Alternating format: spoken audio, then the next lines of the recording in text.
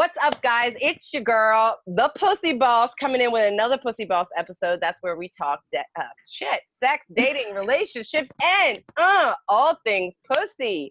I'm so excited. I have these two beautiful ladies I met over the IG, I believe. Was it IG or Facebook?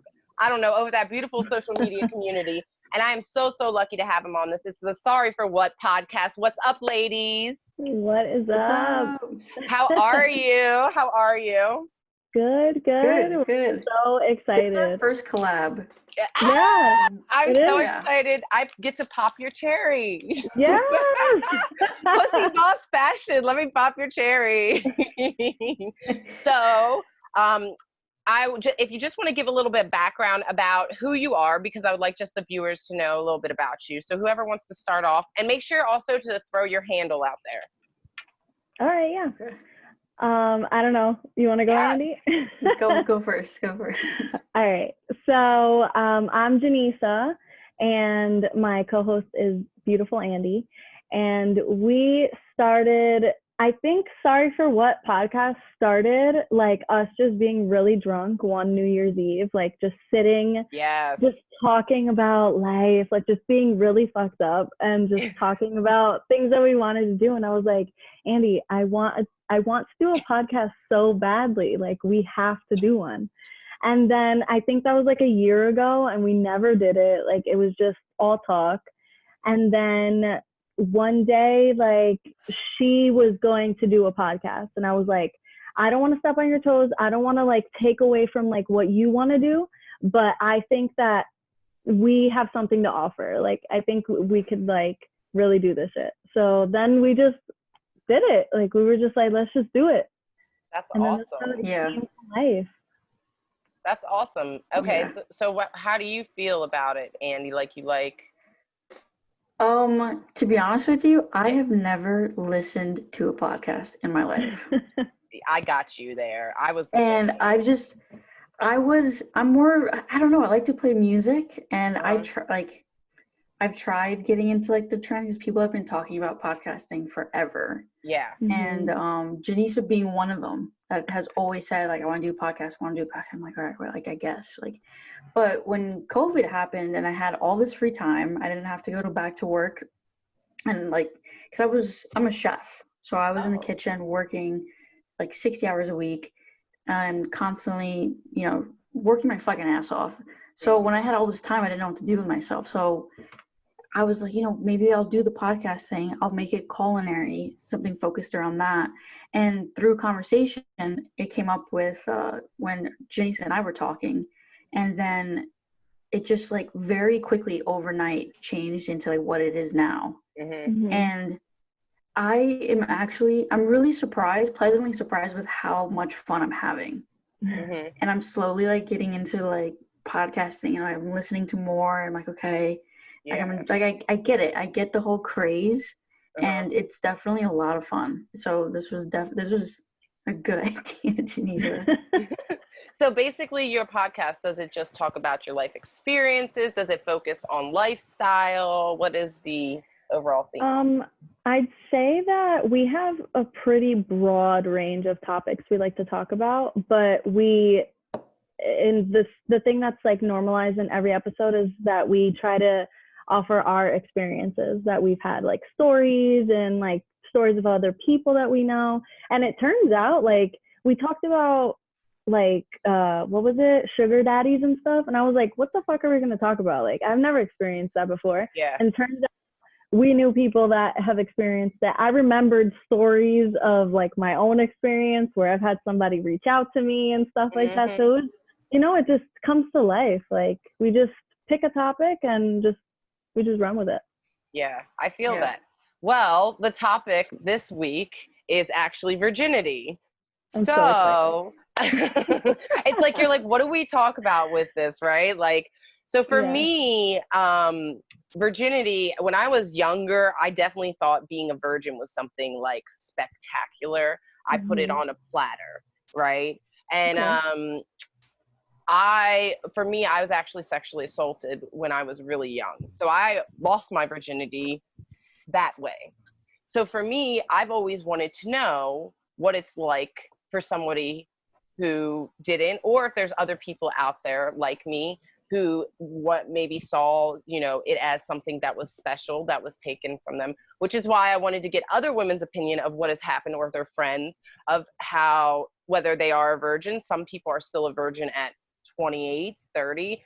Some people would say, what is virginity? Because, a female and a female, one person would say that you haven't had sex, while another person would say you have. What do you guys feel about this? Well, for me personally, like, I was thinking about what to talk about. So, I lost my virginity when I was 15. I think I was like 3 months shy of turning 16. And it was something that in my school, it was like, oh, like, you haven't lost your virginity yet. Like, you just, okay, you're a prude, Yeah. So there was a lot of pressure to lose it in high school around that age. I was a sophomore in high school. And, like, granted, I did have a boyfriend, so I trusted him. I loved him. We ended up being together for 2 years, and he was definitely my first love. So I can say that I had, I guess, a good experience with it. But with that, like, at 16 years old, I feel like you're not mature enough to handle the responsibility that comes with having sex. Yeah. So, that was my experience with it. But it was definitely not something that I took seriously enough, because if I did, I feel like I would have just waited. I wouldn't have cared what people thought. And now, being like, I have a 4-year-old daughter, so I think about when she's that age, like, I want her to put sex on a pedestal like that. So do you feel it was because that your parents didn't speak to you enough about sex? No, definitely not. My mom always talked to me about it. She raised me, and she told me her experiences. She was always really, really open. So it wasn't that. It was just, I was just the type of girl that would follow the crowd. I would always try to fit in, and I was always the new girl because we were always moving around so much. So that was definitely something that I was just like, whatever, everybody's doing it. Yeah. So. Yeah. And how about you, Andy? So I also lost my virginity at 15. I did also have a boyfriend. We were together around the same time, like 2 years, 2.5 years. First boyfriend thought that we were going to get married, have the white picket fence, the fucking tire swing in the back, the tire swing. Yep. Like, all the babies. So I don't think, we were both virgins, and I think it was maybe a year into the relationship that it started becoming a more serious topic, and there wasn't a ton of pressure from my friends. I was actually one of the first people to lose my virginity in high school, and I don't remember him really giving me a lot of pressure. I don't know. I was nervous, and we ended up going to this, like, back fucking weird alleyway in Hoboken, which is like Hoboken, New York. And he drove a Jeep, and that was like, and he was also a few years older than I was. He was like maybe 2 years older. So he had a license, he had the car. We obviously couldn't go to my house, and we couldn't go to his. So then we drove to this back alley in Hoboken at like 7 o'clock at night. And before this, I had to buy the condoms, and I was so nervous that something would happen, that I got like the thickest one possible. It had spermicide. It was like, I found out through this experience that I'm allergic to spermicide. Oh, not fun. Like, it's just. Yeah, what happened to your coochie? Did it burn? It just, like, got like irritated, or maybe I wasn't. I don't know. It was just a lot going on, and I was, and like what Janisa said, like, you're 15 and you think that you're this grown adult that can handle things, and I think back on it now, and I'm like, I had no fucking idea what I was doing. So, and of course I did research and I got like all my research from like Yahoo Answers. So the spermicide thing I thought made sense. They don't know about back in the day where there wasn't like you didn't have all the searches. You really had Yahoo Answers, right? Yes. What else could you really look for answers? That's it. That's what there was no go to the library. If other than that, say it, then I'm not doing it. Exactly. So we go to this. We drive to this. It's like it's dark. We go to the back seat. Have like this kind of like in the movie Grease when Rizzo and like when they're like fucking in the back of the like car. It's like one of those. They do not fucking Grease at all. Come on now. So we do that. And it was bizarre, but he did start. I bled. I don't know if that's like too much information, but like I didn't know that I was definitely did too. Yeah, I thought something was wrong. I thought it was the spermicide. It's your hymen breaking. I know. I mean, yeah. Now you know. Ow. But I was just like, oh my God, maybe we did it wrong. Like maybe, I don't know. He starts crying. What? Yes. Oh and at the time, it was like what I thought was a very romantic moment. And I'm like, oh my God, this is like my soulmate. And I made the right decision because he's so emotional. And I'm dead. Look back on it and I'm like, what the fuck was I thinking? So we do that. We leave. You kind of feel like this. Like I felt like this new person, like this new fucking deflowered, woman now. And almost overnight, I became what could only be described as maybe like a sex addict at like 15. I was looking at positions. I had an app in my phone that like they had a new one, different techniques. At one point I contemplated on buying like 100 flavored condoms, like from like eBay, not even Amazon, eBay. Well, because Amazon wasn't popping then. It wasn't even. If you're looking at Yahoo Answers, Amazon is not popping. Yes. No. I was just so fixated with like constantly wanting to have sex, and I was just like, I really enjoyed it, and to the point that I think I really overwhelmed him. And I look back on that relationship, and I'm just like, I have so many questions, and a lot of guilt because I feel like I might have traumatized him. Because I was gonna say, like, where is he now? He's actually engaged. Oh, okay. So he's not that traumatized. No, I mean, I think it was fun. It was a nice kind of scary, I guess. I like turned into like a dominatrix overnight when I was like 15. For how long? The rest of your life? She's like, that's the question I wasn't. I would say. I think it's still.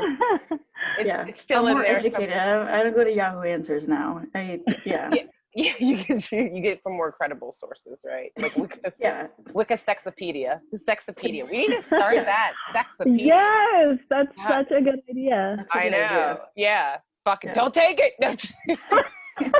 Post this all over YouTube. Next thing you know, Sexopedia. Someone's making millions. Okay, right. So see, y'all have good stories though. At least it was like, it seemed like both of you were comfortable and at least in a way knowing what you were doing, whether you were young. I mean, what do we really know at any age, right? What we're doing. But would you, so you said you have a daughter.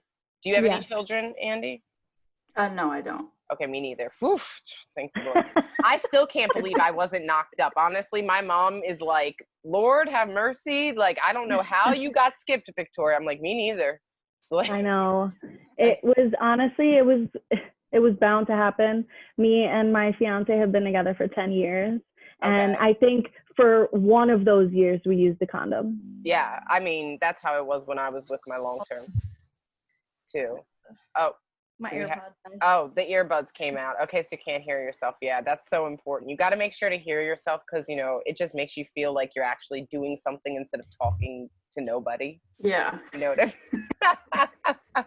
I remember when I first started podcasting, I was like, this is so weird. Somebody come sit here and let me talk to you so I don't feel like I'm just talking to the air. I wonder how people do that without like a co-host. Well, that's what I do. Yeah, and I've always found that like interesting. And you know what's weird is too, is I don't even script any of it. So I guess I'm fucking crazy because I talk to myself for hours. Like, actually, somebody recently told me I looked crazy. Like, they're like, your stuff you're posting is crazy. I'm like, well, that's the point. But like, I must be semi crazy if I'm doing 5 videos a week. That's like I'm at how many hours of editing? Seriously. Because I'm over here talking about how 1 episode a week is so much. Yeah, and that's 5 videos on YouTube, and then 5 they're separate because the audio is separate. Y'all know you got to get that good audio, but the video doesn't have the good audio, so I got to transfer all the shit. Exactly. Anyways, off topic, podcast life. So having a child, how do you feel? Do you feel comfortable approaching her? I mean, obviously she's 4, she's very young, but I'm sure these are things you think about just as a mother. Do you feel like you're comfortable approaching her about it? And how do you feel that you will? I think I would approach it a little more delicately than I feel like my mom did. Okay. She was just like, don't have sex, all right? Like, just wait until you're ready. And I think that's sound advice, but at the end of the day, we're not going to listen I to that. obviously didn't listen. Yeah. And like, I want her to know that like when she does have sex, like she can tell me. You know, she's obviously going to be absolutely afraid of her father, but like, come to me. You can tell me. I'm not going to yell at you or anything. I was so afraid to tell my mom, even though that she was fine with it, because I feel like she has that I told you so attitude. So I was always afraid like something happens, she's gonna be like, well, I told you to wait, I told you not to do it. So I definitely approach it a little differently, but I feel like I've been mentally preparing myself for that since the day she was born. Because the minute I found out that she was going to be a girl, I was like, all right, these are the things that I have to look forward to. Like, I put my mom through hell for certain things, and I need to expect that. I completely understand that. And that's the thing is, like, for me, like, the one thing I can't completely understand yet, because I don't have children, is being a mom. I feel like when that happens, like, I would say right now, I would sit my child down and just be like, look, you're going to have sex. When you do, let me know. But I feel like as I have a child, I'm going to be like, I want to be a little bit more particular about that. Exactly. You know, but like, I'll tell you, I told my mom everything. Like, I had a threesome when I was like 15 or 16. Wow. And I told my mom, nice. It didn't end well. I'll say that. It was with my best friend and her boyfriend at the time, because I totally got tricked into it. And he listens to the show, so he's going to love that this even makes it. So I totally got tricked into it. I'll never forget. I was watching The Italian Job, right, on TV. We were watching a movie, and they were behind me, like, on the couch.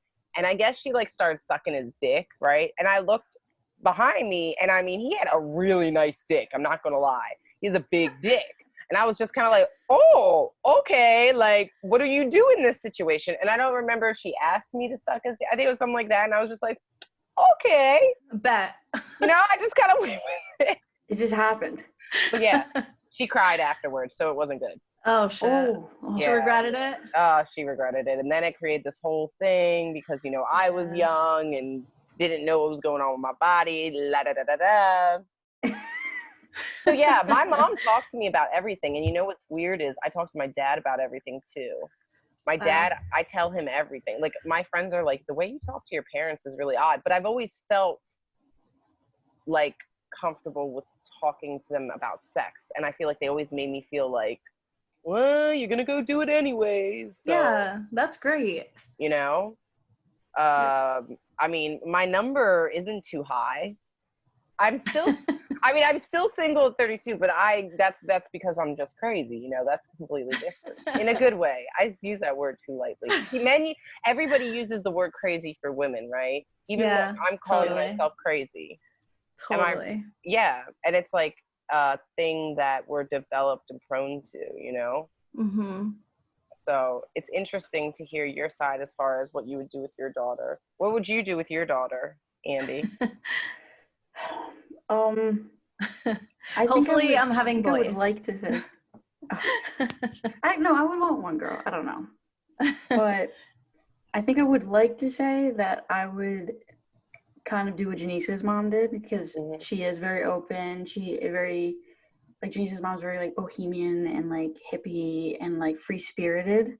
And it's always like a breath of fresh air when her mom walks into the room. Yeah. And I think I would always want a relationship like that with my daughter if I had a girl. But kind of to like what you're saying, I don't know if I would have the balls to be that open when I do have a daughter. Like I say that now, but then if I see a little like a baby, I might be like, oh my God, I might like just keep her here and like never have the conversation. My mom didn't really have the conversation with me. So I don't want to do that. Well, can I ask you a quick question then? Because this makes me think, right? Okay. When she lost her virginity, she was like, the story wasn't as like yours. When I lost my virginity, I turned into this dominatrix. So do you wonder, because your mom didn't talk to you about it, it's almost like, right, tell somebody the stove is hot, don't touch it, and they're going to touch it just to see if it's really hot. Do you think that maybe that has to do with why you took to sex so well? Kind of the rebellious. I never thought about it like that until I think like 30 seconds ago. Because I'm definitely the person that if you tell me not to go left, I'm going to either go left or ask you 10 different questions as to why not. Until you can go left. Yes. You will always go left. Get what I want. Yeah. No matter what. And that's just, I've always, and it's gotten me in trouble so many times. But I've always been like that. So I'm sure, the time that I ever asked my mom about sex, whenever it came up, I went to Catholic school and I asked her, why do they call the Virgin Mary virgin? And that was her like ticket into giving me the literal birds and the bees story. And it was just like that. I was very young and like I don't think we ever had a conversation again about it. So I'm sure my curiosity was just exploding, and I got a lot of my information from the internet, which I don't recommend. No. And definitely, I think I got very, very lucky, and I didn't end up with very poor information. But yeah, it just never really came up. Are you single, Andy? Okay, No, I've been with my boyfriend for a long time too. Oh, okay. Well, so we have both people who are okay. So at the end of the day, y'all ain't single, so y'all doing good. Yeah, I'm definitely. And he's a little adventurous also, so that's always fun. Ah, okay. Adventurous is good. Adventurous is very good. So what do you think about for boys? Do you think as a boy you would treat them differently? So I have, I'm sorry. Wait, I have 3 sisters and a brother. Okay. So that's the closest thing I could compare it to. And I'm the oldest by like almost 10 years from everybody. And then my brother is only 8. And sometimes I'll see him like play with other 8-year-old girls that might have a crush on him, or he might be like, I don't know. Just like the thought of it, like, makes me anxious. It makes me more anxious than somebody like my sister, like my older sister, my second, the middle child. Why do you think that is? I don't know. I guess because he's the youngest, and I'm so worried. I want to make sure that we're giving good examples to him as to how like my dad treats his mom and what he sees and how we communicate to other women, or the sisters all talk to each other. And I hope that what I'm showing him, or what we're all showing him, evolves into something healthy when he gets older. Yeah. So I actually worry a little bit more. No, I agree with that for sure. I feel like with boys too, like you have to set that example with them but also I feel like you have to talk to them about it a little bit earlier or a little bit more so that it's really ingrained in their head, like protection, consent, respect, like all these things that girls really just have to worry about, you know, make sure you're being safe and, you know, make sure that he's respecting you. But at the end of the day, that's pretty much his responsibility to do that. Yeah. Yeah. I'm doing. Hello. Hey. Yeah. Hey. Who's there? I wonder if they can hear us. Probably not. They're probably like, No, I had the headphones in. Oh. yeah. See, now. God, sorry. You're fine. Well, you know, I find it interesting because that is true. Like, I do think boys aren't taught. And I think that's also, though, where one thing I keep pushing on my show is that I do think we need to find this balance where we're not just always saying it's boys that aren't being taught, or how I say it, men, it's in a reaction to an action, right? So men react to the way that we are putting ourselves out there. So I only have 6 minutes, by the way. So do you hear that? What? Yeah. Where's that coming from? Oh my God, it's my phone. Oh, okay. I'm like trying to figure this out. I'm like, what did I fuck up now on the audio? I was like, what the fuck is that? My phone is ringing off the hook. All good. Anyways, what I was saying is that one guy one time told me that he had, and this is a little, you know, vulgar, but he had stuck his dick in this girl's ass while he was fucking her. He just stuck it in her ass, and he was like, and he said, and she said to me later, like they had, I guess, a friendship and then they kept, and she said, well, you raped me, and he said, what? And she goes, well, you stuck it in my ass without asking, and like when he told me the story, I kind of thought about it, and I was like, well, I wouldn't say he, like, but it's like, it was like, how is, you know, I understand where I could be like, he was so confused. He's like, I would never rape a girl. Like, he took it very literal, right? He was like, I would never rape a girl. He's like, I fuck a bunch of girls, but I would never rape a girl. And so, like, I think what you said is very, very true. Like, we need to start teaching each other, no matter what gender, at a younger age, how to treat each other, because we're really, you know, we're upset at the world for what we produce, but what we produced is kind of from our own devices, you know, the way, I mean, I always say, like, I love, like, all these, like, great women that are in entertainment, but if, let's be honest, WAP, great music video, Meg Thee Stallion's like one of my favorite rappers, and she's always talking sex, and I love Cardi B. But the truth is that something that's not promoting women as a sexual object? I mean, no, we're always sexualized. Yeah, even by ourselves. Yeah. Totally. It's almost like we've evolved and adapted to this, you know, us being considered just objects. Like, we're like, all right, fuck it, let's embrace that then. Yeah. Because that's how you guys are going to see us anyway. Which I think is fine if we embrace it, though. Like, really embrace it and stop accusing, in my opinion, the other gender for embracing it. I mean, I'm cool with, I love being a woman. I love wearing tight clothes. I love feeling good about myself, and I love my sexuality.